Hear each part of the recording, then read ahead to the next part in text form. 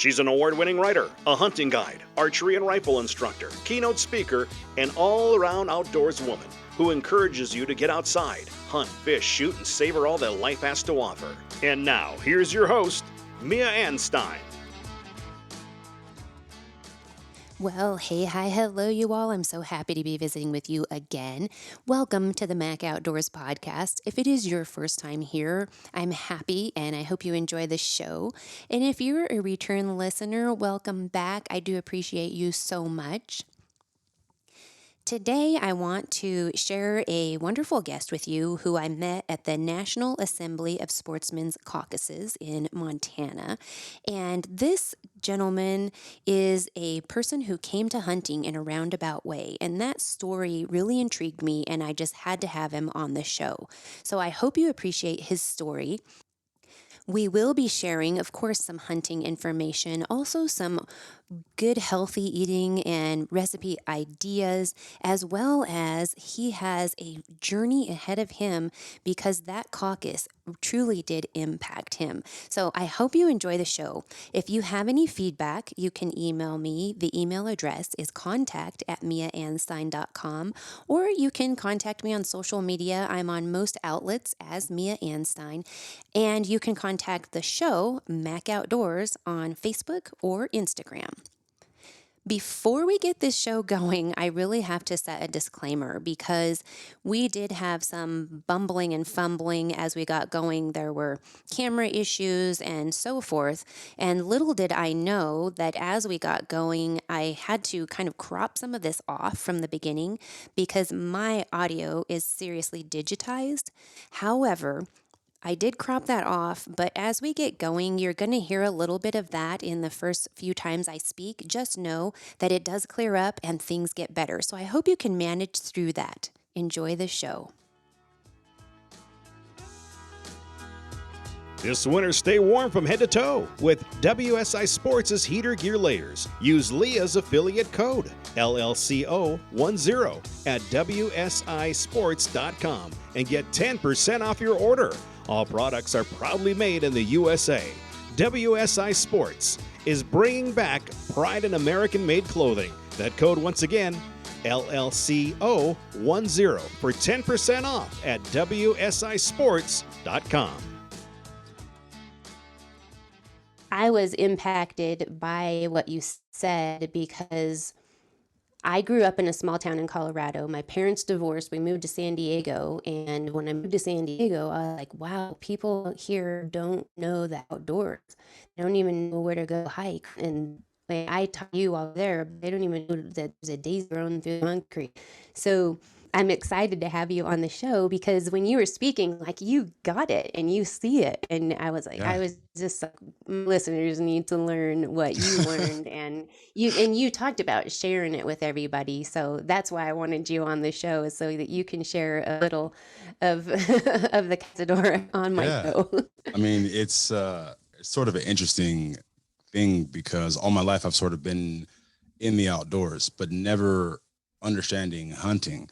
And I remember being a kid, my great auntie, she married out of the family, of course, out of the family. Hopefully it's out of the family. But my great auntie married my Uncle Rick from Arkansas.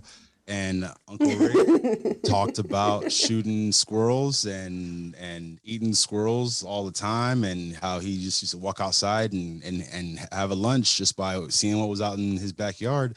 And my family was like, you're crazy. You can only do that because you're white. You can only get away with that because you're white. And I never understood what was going on. And none of that ever dawned on me until I started hunting. And my grandma put me aside one Christmas. And she was like, so I want you to know why we don't hunt. Okay. Reasons we don't like guns or hunting or bows in our families because my uncles went hunting one year and they never came back. And we ended up having to send my youngest brother out to go look for him. And my youngest brother, or my great uncle, ended up finding them lynched in trees. And there was nothing kind of to be done about it. So that's why there's this stigma. And it's not just my family. It's pretty prominent amongst a lot of melanated people who have moved away from the South or the Midwest into like these more urban areas, as I kept hearing in the in the summit. And with that, kind of continued the fear of, hey, these places are unsafe, so don't go there. I refuse to live by those standards. I refuse to live by somebody else's understanding of what what I should be doing, or understanding what people look like should be doing this genre. I've never fit into any category, and I hate stereotypes. So I just said, I'm gonna do this full force. And once I started doing it, it just became like natural. And people ask me all the time, before I started hunting, I was a pretty boy. I was an actor. I was going to auditions. I was wearing like that suit you wore. I haven't worn that suit. I'm sorry, that you wore the suit you saw me in. I haven't worn that suit, either of those suits, in 8 years. Those are 8 old suits I got, in my closet. They just stay there, dust, and I had to take them to the dry cleaner because I'm never gonna wear these suits again. And then here I am. I even started growing my hair out when I started hunting because I didn't really care about perception. I didn't learn about the full story until I started hunting and started creating content and started putting stuff out there and having conversations with people online. And my grandma would kind of chime in on Facebook and kind of, text message me about why I shouldn't be talking to the people I'm talking to about inclusivity. And that's kind of where it started. The educational pieces started flowing in. And it was actually one Christmas. I got some canned buck meat from my uncle's wife's mom. I call her my auntie grandma. Actually, I have a bow I created. I ordered a bow that is in dedication to her because she's the one who motivated me to get and start hunting. That was when the Campfire Evolution started, and I started really, really promoting mental health in the outdoors. And I think that my stubbornness and my hard-headedness is what kept me going. Because I don't like to be told I can't do something. If you tell me I'm not going to be able to do something, I'm going to try as hard as I can to accomplish that goal. So when I started, hearing all these negative feedback from people, and all these Black people don't hunt, what you out there doing with them white folks? It just kind of maybe doubled down to like, man, this is not about color, man. It's Black people do hunt. You're just not in the right place to find them. And educating people, talking to people like you're eating that burger. Where'd that beef come from? Giving them the picture of the food you're eating was an animal once, and I'm killing this animal to eat it. So it was just a matter of me testing the waters and not taking no for an answer. I was not going to allow people to dictate how I received my mental health and my therapy, essentially. And it was so eye-opening for me to harvest my first deer, have that hunt kind of just play out exactly how I imagined it. And that was like the part that killing the animal was the worst part, but the knowing that I planned this hunt, I found the trails, I looked for the food, I found the properties, I got up early, I realized I did something wrong the first day, the second day, and the third day, and I adjusted, and then I went around, I used the wind, and I'm using all these things that Randy and taught me and Steve kind of threw out there, and it worked. And I'm like, man, I have this doe meat that is sitting right here, and I'm crying, and I'm emotional, and I'm like, you're so beautiful, and I just want to hug this deer. It was so emotional for me that I had to share that infectious drug that went coursing through my veins at the moment of like gutting. I wouldn't say the moment of the shot. The moment of the shot, I was just hurt and crying, and it's like, oh my God, is she done? Is she still moving? Get over there as fast as I can to check to make sure it was a clean kill. And then once that happened, it was just this like, oh my God, I got burgers. I got steak Diane. I got tacos, chorizo. I got all kinds of delicious meals that I can prepare. And I know this deer was just eating some wheat right here, or eating some sagebrush right here. I know what this thing. You want to talk about clean eating, organic? I can't repeat this enough. 100,000%. You want to probably get your animal where there's no fences, that, there's no one feeding it corn. There's no one monitoring it or pumping it full of meds or whatever. It's the cleanest meat you can think of. And I just want to share this because I feel a lot of people that don't have an outlet or don't have a means of an outlet tend to do bad shit. I'm one of them, right? I when I'm bored and I don't have an outlet, I tend to get into trouble because I just don't. I have so much energy, just like Tyson Running Wolf was explaining. I'm a warrior deep down in my brain, in my soul, in my heart. I'm a warrior. I don't belong in the world that I'm in. I belong in a hunter-gatherer lifestyle because that's just the way my mind is working and programmed. I know that the individuals that are finding themselves in trouble, that are finding themselves sort of lost in life and hanging around people who are not the most positive influences, they're doing that because they don't have any other outlet. And luckily I had football, I had wrestling, I had track, I was athletic, I was extremely outgoing, and I'm charming, and I try to like just do things and have fun. And I if it wasn't one thing, it was another. It was acting class or singing or a skit or a play or whatever. I always kept myself busy, but not everyone has the luxury of having a mom who's going to take them places, or having the means to buy cleats or make it to auditions. So you end up sort of falling into what is easy and the flow, kind of the easiest path of resistance. And sometimes that's just hanging right outside doing shit you shouldn't be doing. You mentioned Randy and Steve, and I know who Randy and Steve are, but you got this inspiration. You're talking about things. If you don't have something to do, you may get in trouble. And I think that's the case for many people. Like an odd mind, you end up doing things you shouldn't be doing. And for my listeners, Arlando had gotten into some trouble, and I don't know exactly all the trouble, but I'll tell you. You found hunting. Yeah, I found hunting. It was a dumb decision, and I'll tell you guys right now: don't drink and drive. It was the dumbest thing I can ever do. Even though it was 2 beers on my birthday, I was 5 miles from my house. I could have walked there. I was like, fuck it, I'm gonna go play some pool on my birthday. 2 beers in, driving home, I was speeding. That's what got me locked up, or not locked up, but got me the DUI. I got a DUI, never had DUI before. So when I realized that and what the implications of what was happening, I realized, holy cow, it's like $13,000 you got to pay, just including the cost of the DUI. Then you got to factor in the fact that I just lost all my clients for personal training because I can't drive. I got to factor in I lost my house. I lost 2 of my 3. Well, I gave 2 of my 3 dogs, some to my buddy who was a breeder. I lost everything. I was growing weed in my house. I was like, hey, I'm going to live off this marijuana, and I'm growing my own strain. And all that got basically turned to shit because you can't, you got to complete the process. I lost so much. And 3 years, 7 years later, now I'm still suffering from a DUI. But when I got that DUI, I doubled down. I just drunk more and just kept drinking and just kept drinking. I'm in my house. I'm getting evicted.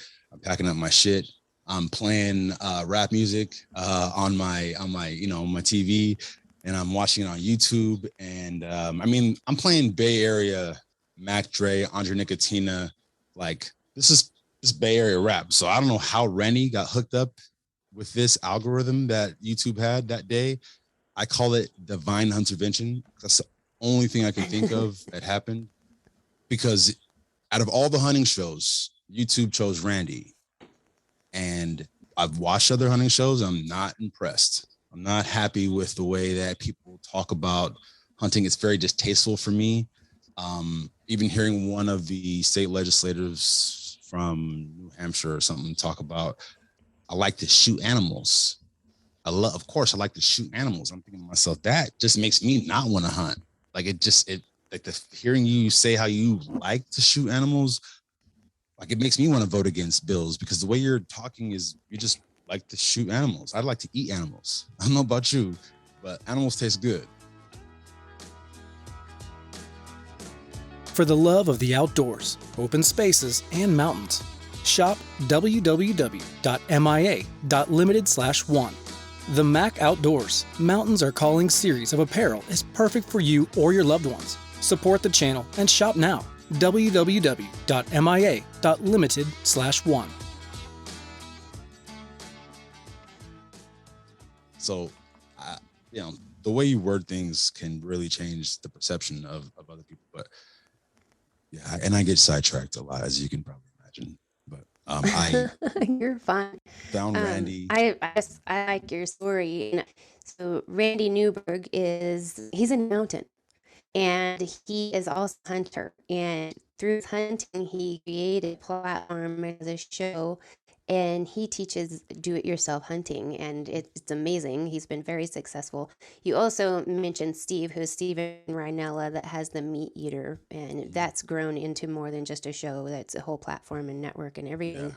But how did you develop your plan, or how you were going to hunt? It started with e-scouting and just watching Randy's videos about what to look for, what to, how to plan for your hunt. Going online and applying, I didn't know any of that. And that's kind of how I sort of fell into it. Now, before the first year I started hunting, I just drove to Wyoming and got a bunch of doe tags and knocked on doors. That was 2 years before Campfire Evolution got formed. And I realized that was a very unsatisfying feeling. Walking, seeing antelope, knocking on the door. Hey, can I shoot your field rats, basically? After that hunt, I had a bunch of meat, but it didn't feel like I went hunting. Mm-hmm. And I literally drove home, waited a week. At the time, me and my fiance were just kind of hanging out at home. And I'm like, hey, I have some extra tags. You want to go to Wyoming and see if we can release extra tags? So we went back, we found some BLM, and I went and filled my doe tag. And I had her there, I had my 2 dogs there. So it was like this emotional, like, oh, this is amazing. This is amazing. So I look forward to the day my daughter is able to start walking around with me, and just kind of sharing that experience, whether I'm harvesting something and she's there or she harvests her first. It's something that I want to pass down and make a lunchbox item in the child's household. Yeah, and that's something that I think is great, is you developed a community there by including someone else in the process. I enjoy hunting solo or with others, or mentoring others on their hunt, just tagging along to help them, whatever it is. Like, I like all of it. And part of it, like you said, is not necessarily the shot, it's the whole process of it. And although you said it didn't feel satisfying to just go out, okay, you have animals in your field, it was okay if I shoot one. As a rancher, I also do appreciate that, because part of hunting is managing the populations of wild animals. Mm-hmm. And as a rancher, it's like, to feed my cattle, I need to have the grass, or I have a lot of horses as well. And it's like, we only have so much pasture, and to find places to feed your animals is kind of an important thing. And we don't want to harass the wild animals and scare them away either. Like, I appreciate the ones that are there, but to embark on that alone is, you're a very strong person. It's courageous. Bottom line is, it's courageous. Also, it's in your instincts and it's within you. And I feel like that's something that you really captured on when you were speaking at the NASC Summit, is that connection that we have to our heritage from years ago. And I think it's where the campfire comes from, maybe. Am I right? Yeah. The Campfire Evolution essentially comes from the campfires where everyone met, everyone evolved around the campfire. And I think that we need to get back to sort of hanging out around the campfire and evolving together. And that's kind of where the name Campfire Evolution came from. Yeah. Since then, you involved other people. Do you know of people in particular that you've inspired to hunt through your platforms? Or? Yeah, I've had a amazing turnout from people I never met in my life and people that I've known since like middle school. And one in particular, young man, his name's slipping me, but you know who you're talking about. You're on my Instagram. He contacted me a while back and he was like, hey, I'm new to hunting. I'm 32 years old. My wife we just divorced or whatever. I'm going through a lot. is there anything that, you can do to help me? You really inspired me to go get a bow. And I hit him back and I was like, what can I do to help you? Where are you at? Where are you from? Maybe I can help you find some spots and kind of navigate your first year actually going out and hunting.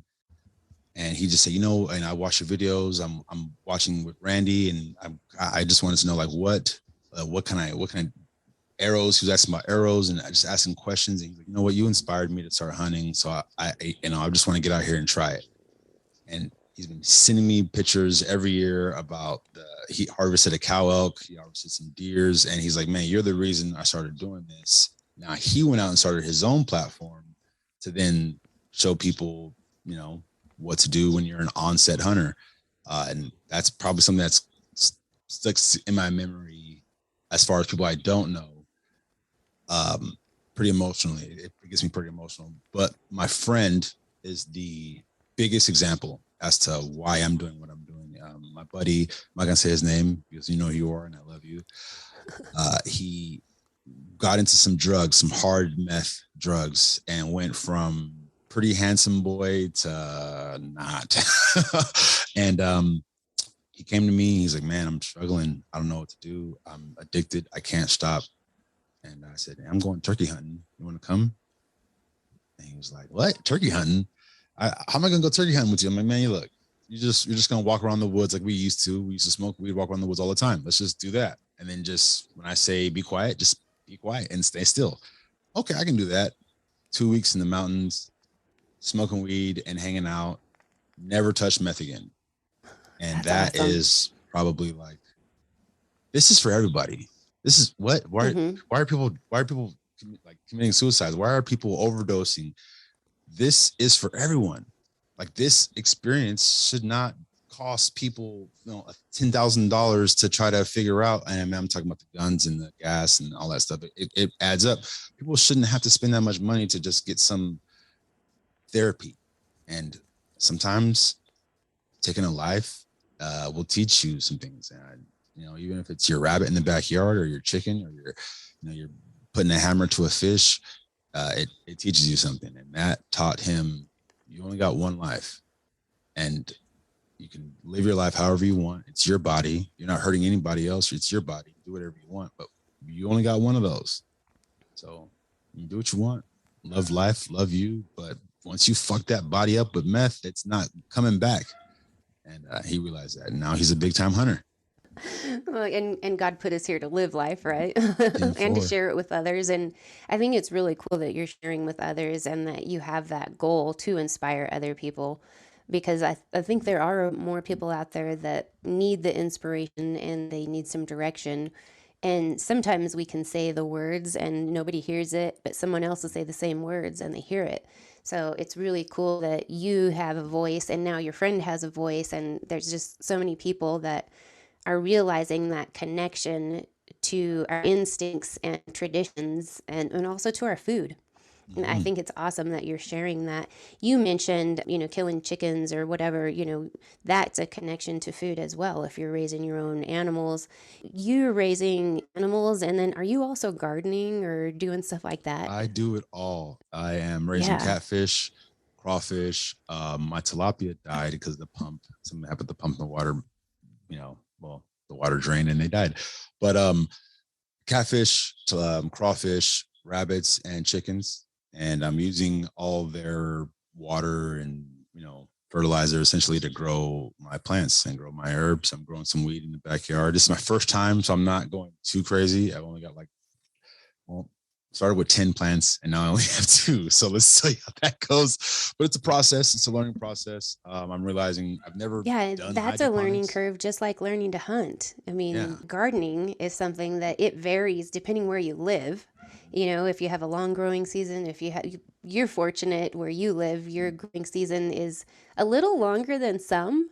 But like in Southern California, it's pretty much a year-round growing season. Do you have any tips for anybody who would want to grow their own food so then they're, organic plants as well as hopefully maybe some organic meat? Well, fit to your needs. If you have an apartment and you want to still grow your own food, you can still grow your own food. Just get a 10-gallon fish tank and grow some food on top of that 10-gallon fish tank.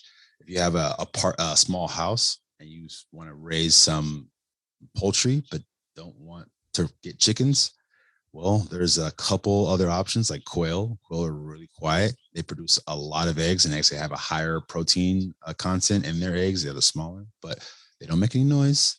And if you clip their wings, they won't fly away from you. And they taste way better than chicken. Quail is probably like if you're single and you're trying to take, have a little fancy date and take a girl out, cook her some quail. I guarantee you she will be, or he will be very happy that you made him some quail or her some quail. Sounds pretty good to me. Yeah. So I would just say to whatever your situation is, just kind of modify whatever you want to grow into your situation. I think that's great advice. You also talked about archery. Were your first deer hunt, was that with a? No. So my first deer hunt was with a rifle. The first animals I started eating with all with a bow. I didn't have a rifle. It was turkey season, so turkeys. There was some quail around there, some ducks here and there, and it just kind of like depending on some rabbits, a lot of jackrabbits. Holy cow! I shot a lot of jackrabbits. So I have to say, somebody at the NASC summit said something about that they couldn't eat a rabbit. And I was really surprised at that because I know like my great grandma, she, if the guys were gone, she'd go out and kill rabbits to cook supper for everybody. In Europe, that's on the menu at most of the restaurants I've been to is rabbit, and it's really good. So when you were going through the process, through the evolution, did you start out just cook a piece of meat, or did you have recipes, or how have you evolved over the day with how you're cooking the animals? Well, it started with the basics. I would just, heat and fire, salt, pepper. And I grew out of that the first 2 years. I started hunting, and I realized like these meals that everyone's preparing are sort of bland and the same, like stews or steaks or just kind of like bland meals that were just kind of like, homey, basic meals. And I just was like, I'm not going to disrespect my deer like that. Okay. I'm going to cook some steak Diane. We're going to make some chorizo. We're going to make some tamales. We're going to make some papusas. Man, what else can I make with this? I made some, the moose, Randy's moose. I went on his moose hunt, and he gave me, actually, this is Randy's moose's ear. I kept it because I was like, I'm just going to save it because I got to remember this hunt forever. But I made shawarma out of the ribs, and then I made some oxtail recipe, African oxtail recipe out of the shank. And it just came out so delicious. And any turkey that I shoot, I never cut the turkey up. I gut it, bring it home whole, pluck all the feathers, and I leave it whole because my brine recipe is to die for. I brine this turkey for 7 days in the refrigerator. Then I put it in orange juice and let it sit for 8 hours before I cook it and throw it on the grill. And it just comes out so tender. People are confused that it's turkey. And I'm not your average cook. I don't like bland meals. I will go out of my way and cook something from like Thailand because I want to connect, I want to connect the foods to what my ancestors were doing. They weren't making their fufu with beef. You know what I mean? They were making their fufu with goat or, wild antelope or whatever. So I'm just trying to reconnect to those, reconnect to the natural flavors that our great ancestors grew up eating and reintroduce those to the hunting world.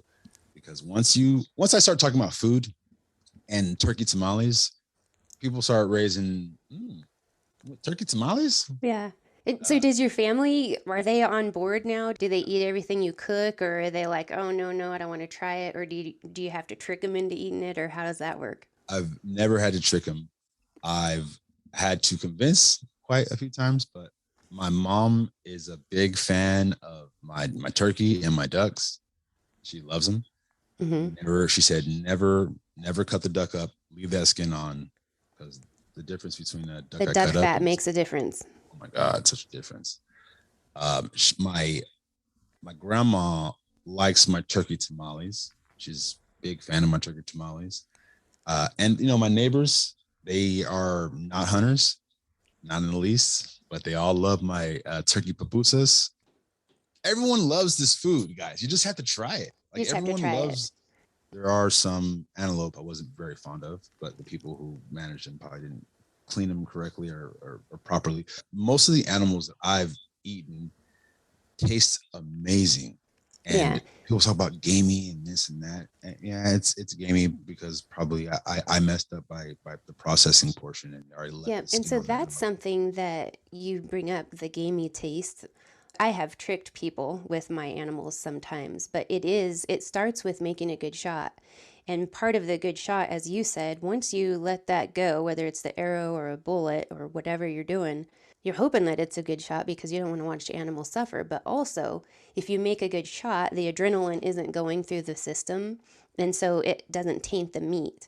And then immediately after you're done and that animal is expired, how quickly you get the hide off and get that meat cooled down makes 100% difference in how that's going to taste. And I know in some states you have to take like the whole carcass in to check it in or something like Mhm. that. And I've noticed when I've eaten friends' meat down in those areas, and I'm not going to name people or states, but it does taste a little gamey because they didn't get it cooled down fast enough. Mhm. Taking the esophagus and the entrails out is going to help, but getting the hide off helps too, and that's going to make it taste so much better. You mentioned about one of the animals eating sagebrush, and that's a taste that I've never really been able to get out of the meat, and so I've tend to like cook that and try to enhance the flavor rather than fight the flavor. And I think that's a trick is you're not cooking a beef burger every time you're cooking a piece of meat. They're all different, and you try to Yeah. enhance the flavors. And I think you definitely are a gourmet, and you know how to how to add things and make them taste really good.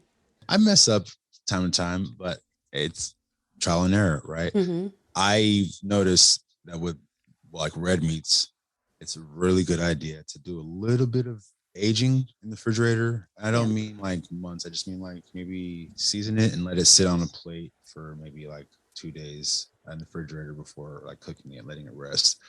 I'm a big fan of like dry and butter aging And hams, so, but do you ever have that? Like you mentioned chorizo, and I had a chorizo recipe for turkey for a couple years, and I was like, I got to make this turkey chorizo. I got to make it. And the 2 years I didn't get a turkey, and I'm like, what the heck, you know? So then I shot a bobcat, and I'm like, okay, we're gonna see if you can eat a bobcat. Darn sure the bobcat chorizo is like it's very good. .com. And mountain lion is another one that people you can't eat that, and it So is good. delicious. Mountain So lion good. is. I hadn't intended to talk to you about food, but maybe it's like close to lunchtime or something, and we're hungry. But tasty animals are pretty darn good. Yeah. So With your just archery hunting, what was the yeah, first animal that you hunted with a bow? a deer. A Oh deer, well, no, and sorry. With my it was turkey or jackrabbit. I don't remember which one was first. okay, Probably the jackrabbit because I remember just getting off of work and there was this big field. All of it is right after work, by the way. I was still working even though I was homeless. I was working in the Sierras and the mountains, and I would do these timber cruisings where I'm just kind of like walking these trails, looking for tree plots and making sure that they're in expected rates of growth or whatever. Well, during these walks, I would bring my bow and see what was out there. I think the first couple animals that I've harvested were jackrabbits, and once I saw it was turkey season, I went and got my upland game, and I knew where they were roosting. So it was just a matter of like, whenever I get selected to go to that plot, I'm gonna walk this road extra slow in the morning because I know they're gonna be flying down or walking across. And then they actually I missed them. They flew down, came up, saw me. I was walking down the road, and they flew off into the yonder. I went and did my route. On the way back, they were coming back to roost. So I just shut the hell up and sat down and started. And they walked up to me, and literally he like didn't care that I was there because he looked right at me and he puckered up. And I was like, oh, well, okay. And I took him. I'm here and, for you. Yeah, he made a real easy shot for me. Oh, funny. So with the evolution in your process, are you like a purist and you only do archery, or is it kind of like whatever the hunt dictates or the opportunity, or how does that work? So I started with compound, and then I got a Mm-hmm. rifle, and then I got a better compound and realized that I can pin 100 yards consistently, all day. And the challenge it kind of went away a little bit. Because you know what, I'll say, let's just be honest. Once I seen someone just start shooting a bow and they're like 100 yards, it was just like, this isn't fun. Like I wanted to do this because I wanted to gain a skill, and it seems like the bow is doing everything for you. So then I went to recurve or a longbow. I got a longbow first, and I was like, this feels great. Like, even though I'm not hitting where I want to hit it, it feels great. So I just kept practicing and dialing down, and then I got good with my bear bow. So I bought an expensive Bob Lee bow, and since I got that thing, it's just been like, I never want to touch like anything else ever again.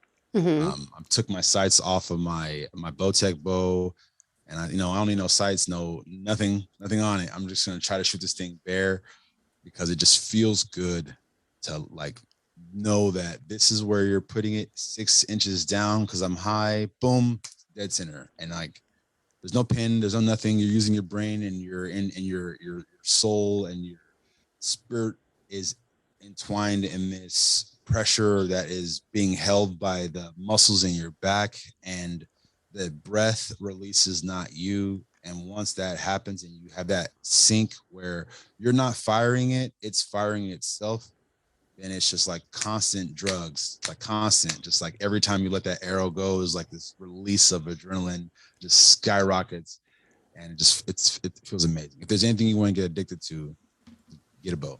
Get a bow. Archery is it. And I actually teach archery, and I do know a lot of people who, not all of them hunt. Some of them, they just like the zen feeling of shooting their bow in their backyard.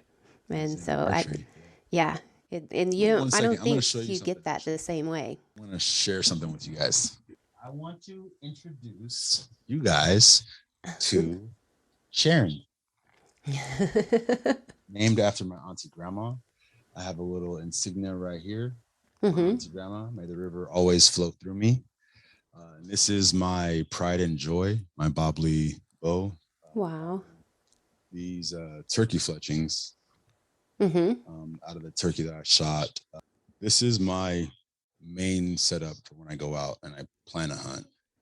Now, if that isn't successful, I'll wait for rifle season, and I might, try to fill the freezer. But for the most part, I spend my time with planning my hunts for this, planning my plan of action within 30 yards or within, that brush they're going to be kind of making their way to or from bed or whatever.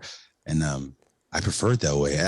I wear these. This is what I wear when I'm hunting. I'm wearing ninja clothes because I like to creep around and get close. I'm wearing my 5-finger Vibram shoes. People are like, why aren't you wearing boots? Well, boots are too loud in California. Mm-hmm. You're not going to get close if you're wearing boots because it's just going to be walking on chips. Yeah.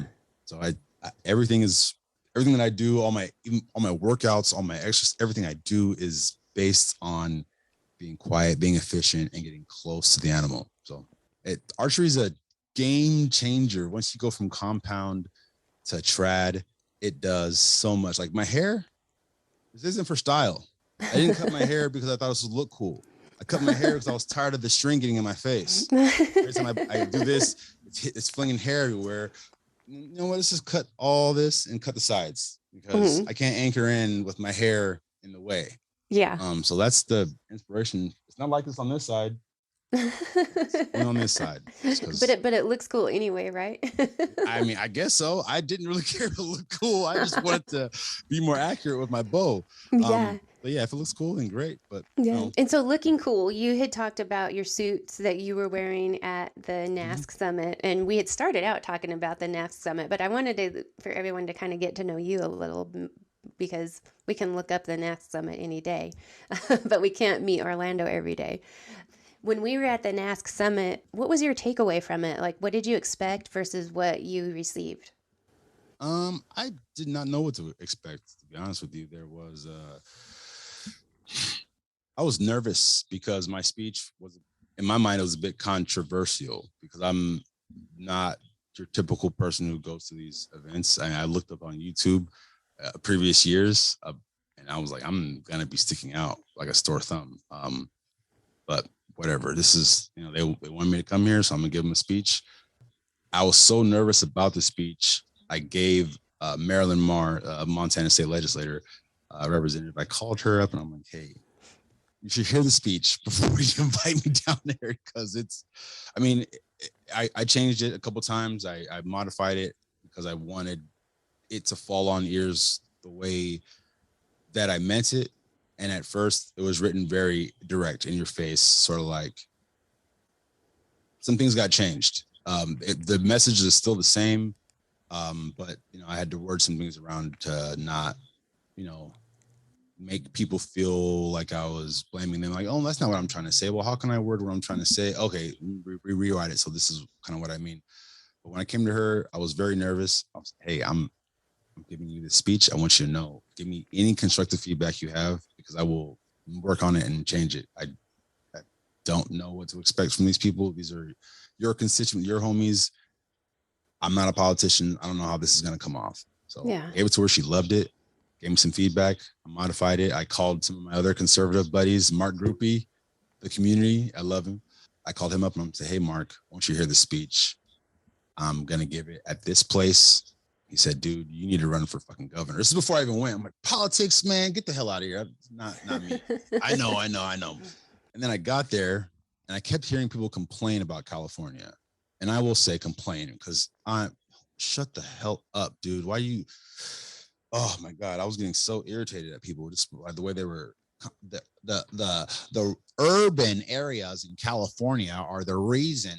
Well, yeah, but the way you're talking is also the reason that people in these urban areas don't necessarily like, hunting, because you're just talking about killing animals. You didn't say nothing about food yet.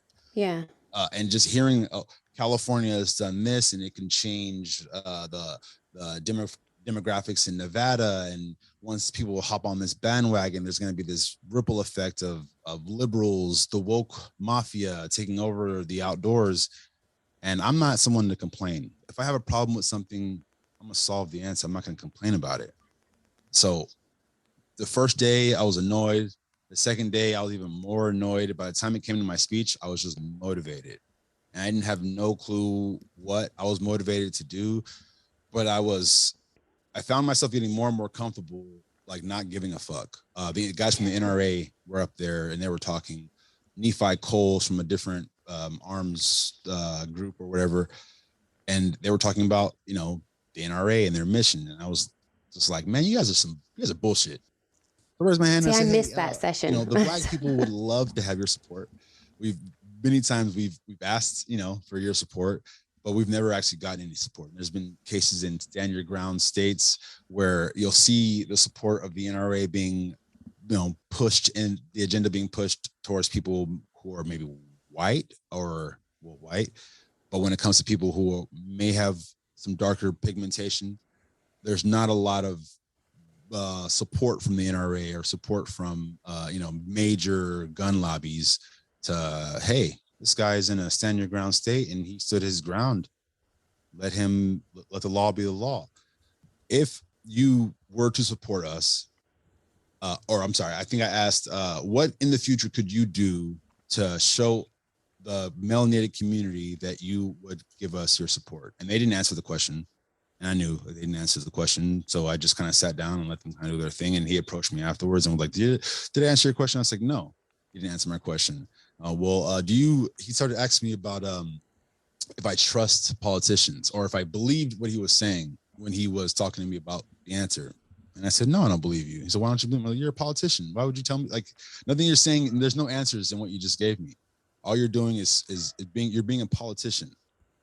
It's not helping the situation. I mean, thank you for taking the time to find me in the crowd and talk to me, but you're not answering the question. Yeah. After my speech, having all these people who were looking at me weird because I'm walking in, I'm smoking weed. I don't care. I'm me. This is me 100,000%. With Randy Newberg, I was smoking weed with Randy, not with him because he doesn't smoke. He's actually opposite against marijuana, but he accepts me for me. I was smoking weed with Randy. I'm not gonna not be me around these guys. So I'm just chilling, being me. I'm getting these looks. After my speech, the love I got was overwhelming. I mean, it was overwhelming. I couldn't keep up with the amount of people who wanted to talk to me, who wanted to like show me some love. And the next day, Karen Boger and Jennifer Yahas, I'm not sure if I'm probably butchering her name. She's from Alaska. Karen Boger is from Nevada.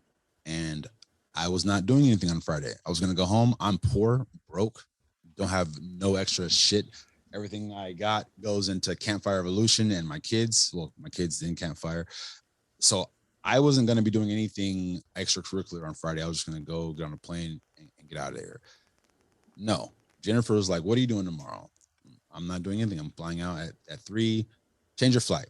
I can't change. I don't have any money. If you need money, we'll pay for the change. Don't worry about it. Oh, okay. Well, I got it changed. You know what? I don't need any money. I'll get it taken care of. I felt like weird, like taking money from someone. Like, no, I changed it. I got it. I'll be there. I don't have any boots. Oh crap. I don't have any boots. Don't worry about it. The moment I walked downstairs from my hotel room, there was boots. The whole ride there was just talks about what to do in California and a lot of politics. And then someone was like, you should do something in California. I would vote for you. I can see you running for governor. I'm like, governor? Like, yeah, well, think about it. Like, you're black, you're a hunter, you would have the Republicans, and you would have the urban vote. Like, why wouldn't you? Like, well, I don't know anything about politics and whatever. Okay, well, let's talk. So we're driving, we're taking pictures, we're doing that. On the drive back, I'm not sure if you know, but there was a huge accident on the freeway and multiple buses tours got postponed. So while we're sitting in traffic, I'm getting ready to be late for my flight. We're sitting in there and we're just talking about politics. And there was some lady from Montana that works with Mac who was like, I'm gonna introduce you to Bill Gaines. I'm gonna introduce you to this person. I'm gonna introduce you to this person. You can talk to this person. We can go back to California. We'll look up with Keely, and Keely's gonna look at your media and see kind of what's going on. I'm just thinking, like, what? Like, what do you mean? They were really, I don't know if they're blowing smoke up my butthole or whatever they're doing, but they were really motivating me to enter the world of politics. So when I got back, I called Mark Groupie. Mark Groupie actually knows Bill Gaines, and he was just like, Orlando, I told you, I can see you being the governor of California. Like, it's going to take a good, maybe 20 years, maybe 30 years. But if you start now and you build, you have your show and you grow and you do something small for the city and then you say legislative, I can see you running and winning for governor. And I was just like, man, this is crazy. I don't say something out loud until I'm ready to do it. And then after I got off the phone with Bill Gaines a couple of days ago, I was like, I'm going to take over California. So you're here now. I don't know.